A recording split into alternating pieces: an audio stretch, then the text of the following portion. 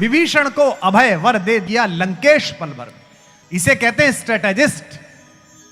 मैं नहीं कहता कि आप विदेशी विद्वानों को मत पढ़ो, पर मानस इसलिए पढ़ो कि राम से बड़ा स्ट्रेटेजिस्ट नहीं है। जो चुनाव प्रबंधक बैठे हैं, जो वित्त प्रबंधक बैठे हैं, जो इक्विटी प्लेस करने वाले लोग बैठे हैं, जो शेयर मार्केट के लोग बैठे हैं, आप सोच कर देखो एक ऐसा भाई जिसको खुद के बड़े भाई ने लात मार के बाहर भगाया, वो जीवन में पहली बार राम से मिलने आया। अब आप मजा लेना, देखिए कथा कैसे खुलेगी। इसे कहते हैं स्ट्रेटेजिस्ट। पहली बार मिलने आए। राम ने पहली बार विभीषण को देखा, विभीषण ने पहली बार राम को देखा। पहले सुग्रीव आए, कहा कि रावण के छोटे भाई विभीषण मिलना चाहते हैं। तो वानरों के कुछ सेनापतियों ने कहा मत मिलिए, कोई पता नहीं क्या आदमी हो। लेकिन राम ने कहा नहीं, अतिथि है, अतिथि जैसा भी हो मैं मिलूंगा, बुलाइए अंदर। एक छोटा सा युद्ध शिविर बना हुआ है, तो फिर भी लकड़ी का है, ऐसे ही पत्थरों का। उसमें राम एक शिला पर बैठे हुए हैं। सोच के देखिए, एक तरफ हनुमान है, पीछे शेषावतार लक्ष्मण खड़े हुए हैं, जामवंत, सब चारों तरफ लोग हैं। प्रवेश किया विभीषण ने, राम ने खड़े होकर अभिवादन किया और क्या कहा, आपका स्वागत है लंकेश। ये ऐसे है जैसे वार्ड का कार्यकर्ता दिल्ली में सबसे बड़े दो नेताओं से मिलने जाए और वो कहें आओ विधायक जी, तो वो समझ जाता है कि हमारा तो पक्का। बड़े वाले ही कह रहे थे आओ विधायक जी। क्या अद्भुत है। आओ लंकेश, अनुज सहित मिली ढिंग बैठारी। और बिठाया कहां? सामने कुर्सी नहीं थी, जिस शिला पर बैठे हुए थे उसी पर बिठाया।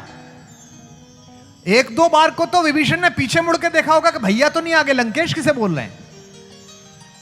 लंकेश तो भाई साहब को बोला जाता है, मुझे क्यों बोल रहे हैं। यानी कि पहले दिन अपने समर्थन करने वाले आदमी में एक आशा का बीजारोपण राम ने किया कि चिंता मत कर, मैं हूं, मैं तुझे लंकेश बना दूंगा। अपने एम्प्लॉई में, अपने साथी में, अपने जीवन साथी में अगर आप अपना आत्मविश्वास निरूपित नहीं करते तो आप असफल पति हैं, असफल व्यापारी हैं, असफल नेता हैं। अगर आपके नाम का आत्मविश्वास उसके चेहरे पर नहीं है कि कोई चिंता नहीं है, मेरा नेता देख लेगा, मेरा जीवन साथी देख लेगा, मेरा बॉस देख लेगा, तो आप खराब लोग हैं। राम से सीखिए, अनुज सहित मिली ढिंग बैठारी। ये जो समरसता है, ये जो समाजवाद है, ये जो साम्यवाद है, जो आदमी परेशान हो उससे पहली बात क्या पूछोगे? ये पूछोगे और तुम्हारा स्ट्रेटेजी कैसी है, किला किधर से टूट सकता है, रावण के पास क्या हथियार? नहीं, ये तो बात की बात है यार। लोग पूछते हैं चुनाव कैसे जीते, मत कैसे मिले। मत मत गिनो, मत मत मांगो, लोगों का मन मांगो। मत तो अपने आप ही मिल जाएगा, मन मिल गया तो मत भी मिल जाएगा। उस हृदय के रास्ते से ही स्वीकारता जाती है, चाहे व्यापार की हो चाहे प्यार की हो। अनुज सहित मिली ढिंग बैठारी, बोले वचन भगत भय हारी। ऐसे वचन बोले जिनसे किसी भी भक्त का भय तिरोहित हो जाए। और क्या बोले? कहु लंकेश, हे लंकाधिपति, आज नहीं हो तो कल तो बनोगे ही। कहु लंकेश सहित परिवारा, आपकी फैमिली कुशल, कुठाहर बास तुम्हारा।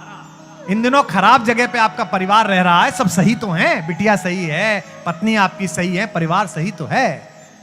जिसका सेनापति अपने सैनिक से यह पूछने लगे कि और बिटिया सही है और बेटा सही है, वो व्यक्ति अपने सेनापति से पहले मोर्चे पर न्यौछावर होता है। ये राम का स्ट्रेटेजिक अलायंस। हो सकता है कि आपको लगता हो कि आज विजय इसके पास है और कल विजय उसके पास है, लेकिन अंततः विजय उसी के पास होती है जिसके पास राम जैसी मर्यादा हो।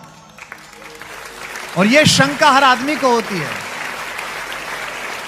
यहां तक कि युद्ध करते हुए विभीषण ने जब पहली बार रावण को रणक्षेत्र में उतरते हुए देखा, तो रावण तो उतरा एयरफोर्स 1 में बैठ के मार मिसाइल विसाइल, रामचंद्र जी अपने वही एक वलकल, पैरों में चप्पल नहीं, है ना। उस तक को शंका हो गई। विभीषण ने कहा कि आप तो बिना रथ के हो और रावण रथ में है। यह देखकर विभीषण क्या हो गए, अधीर हो गए और कहा भगवान आपके पैरों में तो पदत्राण चप्पल भी नहीं है, इससे जीतोगे कैसे।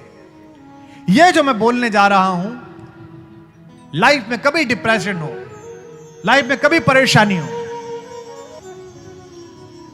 आंख के आगे से चीजें चली जाएं, उपलब्धियां आते आते ना मिलें, कोई हानि हो जाए, यह विभीषण गीता की 8 पंक्तियां आप लिख के रख लेना, इन्हें बार बार पढ़ना, जीवन में उल्लास से भर जाओगे।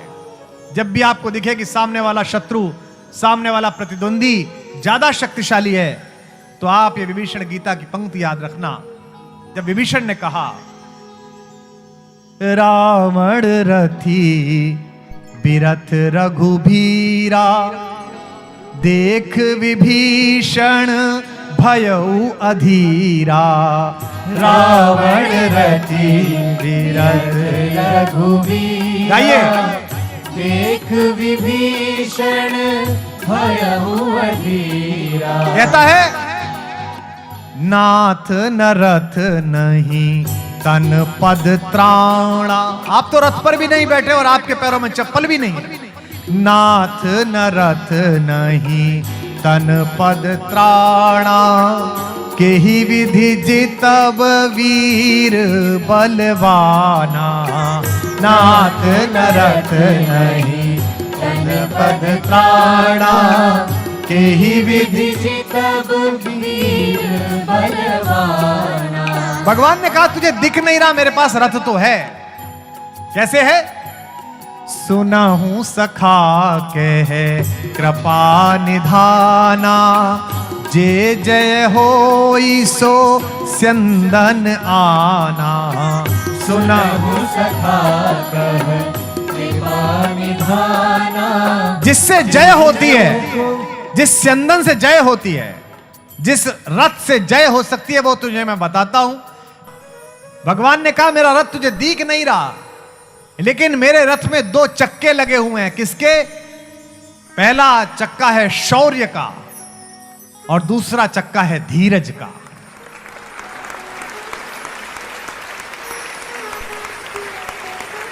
शौर्य रखिए और धैर्य रखिए। और मेरे रथ के ऊपर झंडा भी लगा हुआ है, जैसे यहां ये अपने अपने राम इस भगवे में लहर रहा है। राम के रथ में झंडा है क्या? सत्यशील दृढ़ ध्वजा पताका।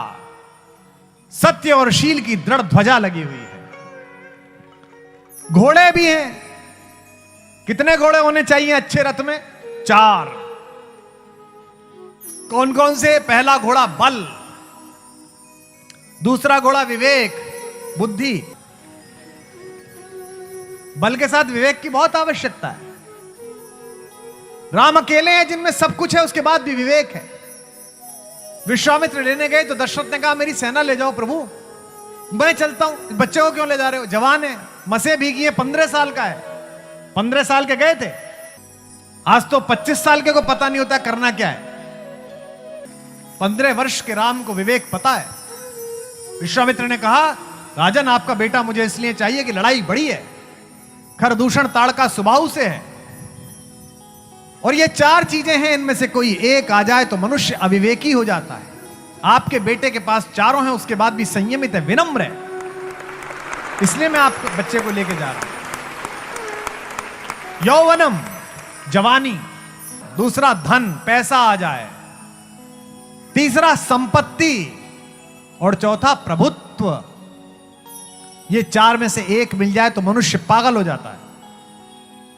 हे राजा दशरथ आपका बेटा अद्भुत है कि उसके पास चारों हैं और फिर भी वो विवेकशील है, इसीलिए वो मर्यादा पुरुषोत्तम कहलाएगा, आगे चलकर राम कहलाएगा। बल विवेक दम परहित, और दूसरा दमन। दमन कैसा? खराब इच्छाओं का दमन। जवान लड़कों, अपनी इच्छाओं को सीमाओं में बांधे रखो, वरना ये शौक गुनाहों में बदल जाते हैं। बल, विवेक और दम, यानी कि इच्छा पर अंकुश, और फिर क्या, परहित, दूसरे का हित, यह भारत है। और इन चारों घोड़ों के ऊपर एक रस्सी भी है, लगाम भी है। लगाम क्या है? क्षमा, माफ कर देना, कृपा, दूसरे पर कृपा करना। तीसरा समता, एक जैसे दिखें। ये रज्जू हैं जो उनको जोड़े हुए हैं। विभीषण से भगवान कहते हैं कि एक चीज और है, सारथी भी है मेरे रथ पर जो तुझे दिख नहीं रहा। वो कौन है? ईश भजन, भगवान का भजन। तो जिन भी सज्जन ने मुझसे सवाल पूछा था, मुझे लगता है कि उन्हें इसका उत्तर मिल गया होगा।